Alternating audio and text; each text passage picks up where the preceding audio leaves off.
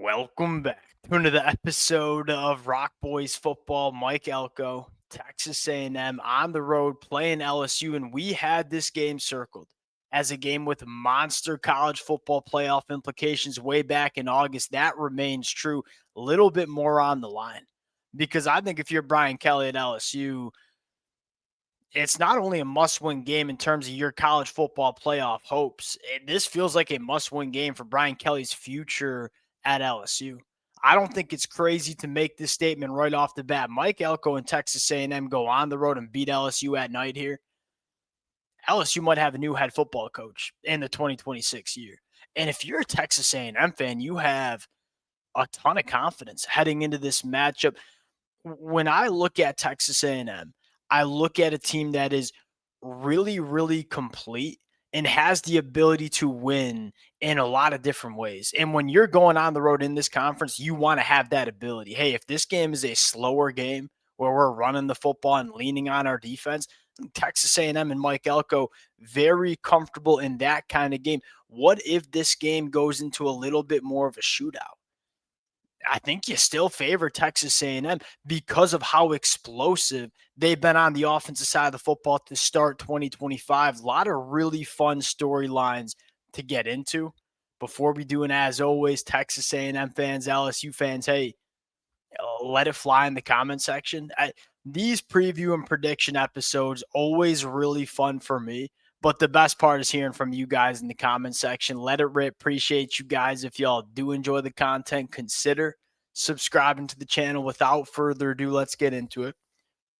I want to start with what I think could be the biggest storyline in this game, and that is this LSU offense going up against a Texas A&M pass rush that has been dominant to start 2025. I don't think it's a crazy statement to make that Cassius Howell is the best pass rusher that you see in this conference. Well, they're going on the road and playing an LSU offensive line that one was flat out bad against Vanderbilt Saturday afternoon. Also not going to have their starting left tackle in Tyree Adams. So what you're going to be looking at is DJ Chester starting at left tackle, who was LSU starting center last year, been a backup guy this year. He's going to be starting at left tackle. Weston Davis, a redshirt freshman, going to be starting on the right side. That's not good. I mean, that's not good when you have a guy like Cassius Howell coming to town. I think the other storyline, if you're a Texas A&M fan, is like got Deion Hayes, who's really emerging on the other side as a pass rusher as well.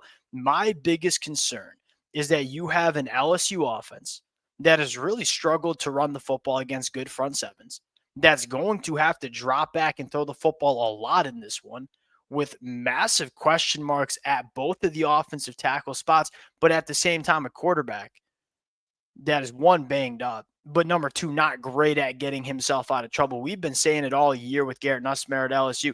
Garrett Nussmeier is a very, very talented quarterback. His production, his level of play, it drops off pretty significantly when you can't keep him clean, because he's not one of those quarterbacks that can make wine out of water. When it's not perfect for Garrett Nussmeier and he has to go be an athlete, go extend plays, that is not the style that you want Garrett Nussmeier playing in. I have a hard time seeing LSU not play that style because LSU, when they've played good front sevens, has struggled to run the football. There have been times in 2025 where they've completely abandoned the run because they don't really have an identity running the ball. What's it look like if LSU has to drop back and throw the football 50 times in this one, with guys like Deion Hayes and Cassius Howell pinning the ears back and getting after the passer? The avenue for LSU to give Texas A&M some problems on defense. I think the biggest storyline is Texas A&M and how well do they tackle in space. It's been really good for most of the year for Texas A&M. It was pretty damn bad against Arkansas on the road. If there is one quality I do like about LSU, like they got difference makers on the outside, specifically when they have the ball in their hands. LSU is not an offense that is pushing the ball down the field all that often.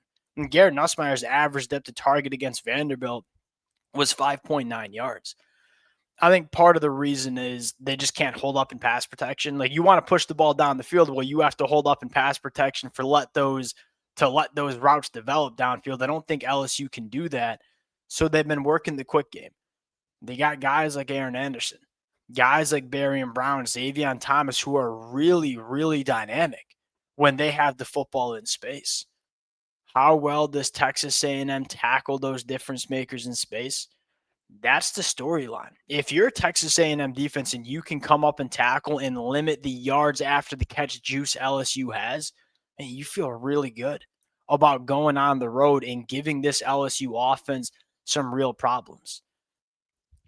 Flipping the sides here, this A&M offense versus an LSU defense that has been very good. It wasn't very good against Vanderbilt, but it has been pretty damn good to start 2025. My biggest question here is how does number one, how does this Texas A&M offensive line pick up the different pressure packages that you're going to see from Blake Baker, especially on the road? And this is where, again, another thing I love about Texas A&M is one, they have the ability to go on the road and run the football. Like the one thing you do not want to do when you're playing an LSU defense led by Blake Baker, you don't want to be in these third and long situations. You don't want to see and be in those obvious passing situations where Coach Baker gets to scheme it up and bring pressure from different spots, right? That's one thing Vanderbilt did a really good job of. Ran the football well, stayed on schedule, and kind of took the bite out of that LSU defense. Can Texas A&M do that? That you think you have a lot of confidence because they've been running the football against everybody in the country. If you can go on the road and run the football and avoid those obvious passing situations, that's huge if you're Texas A&M. And that's one of the reasons I have so much confidence in this team because I look at the rest of the SEC. Like there are not a lot of good rushing attacks in this conference right now. Texas A&M is one of them. It's going to pay dividends on the road against LSU. Number two, having an offensive line that has played so much football together.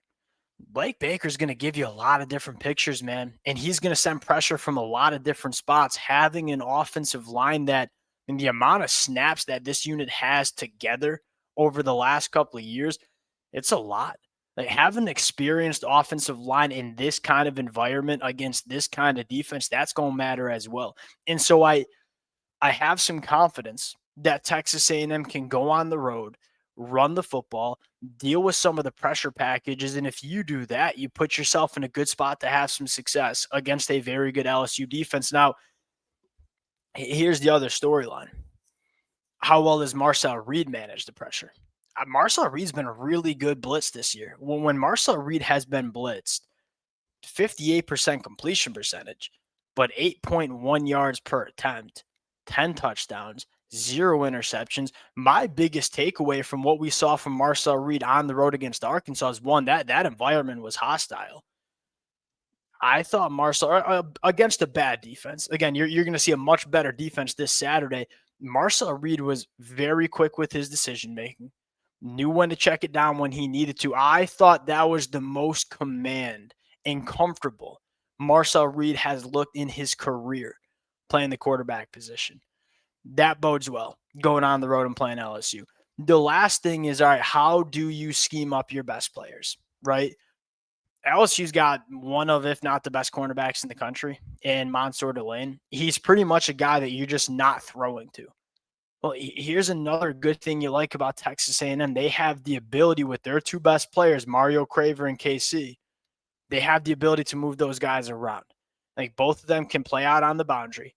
Both of them can also be slot wide receivers as well. Get creative with how you're using Mario Craver, how you're using KC Concepcion to create some ideal matchups. Because I really like what LSU has on the boundary. You know, whether it's a guy like Mansour Delane, true freshman DJ Pickett, PJ Woodland's been pretty damn solid as well. Their boundary cornerbacks are hard to get after. The middle of the field is a little less hard, right? I don't love their safeties and coverage. I don't really love Harold Perkins. If he's going to be dropping back in some zone drops against Mario Craver and KC, look, I think Harold Perkins is really good. I don't love him against those two. The versatility that both of these wide receivers in Mario Craver and KC provide, it allows you to get creative and move them around and avoid having them on a guy like Mansour Delane. That's what you want. Like LSU's got a real asset. They got a cornerback that can take away a half of the field. Well, because you're so versatile, because you have, two wide receivers that can do so many different things, you can avoid kind of getting those guys taken away by Mansour Delane.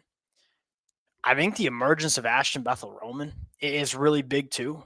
Texas A&M was looking for that third pass catcher. If teams can take away Mario Craver and KC, do you have that third answer? You might have seen that from Ashton Bethel-Roman against Arkansas.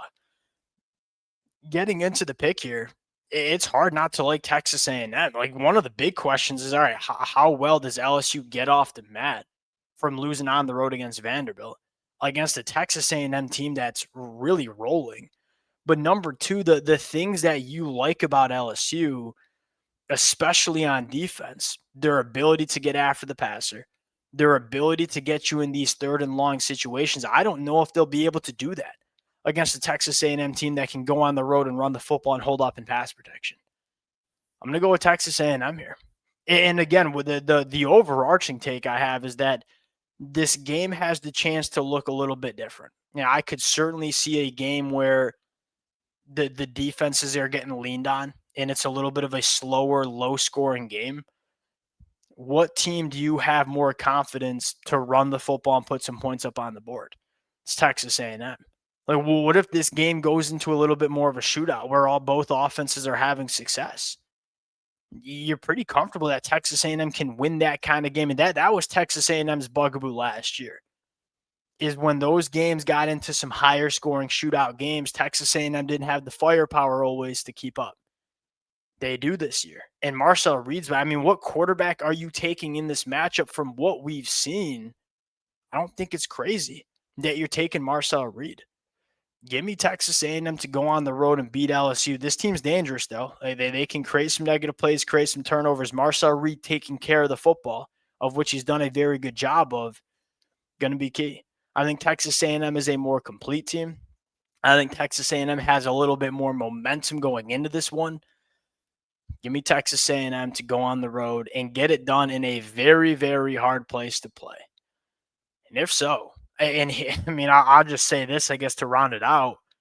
If you're Texas A&M, this feels like a big one because not only do you kind of put yourself in a really good spot to make the college football playoffs with the win, I'm looking at the future of this program as well.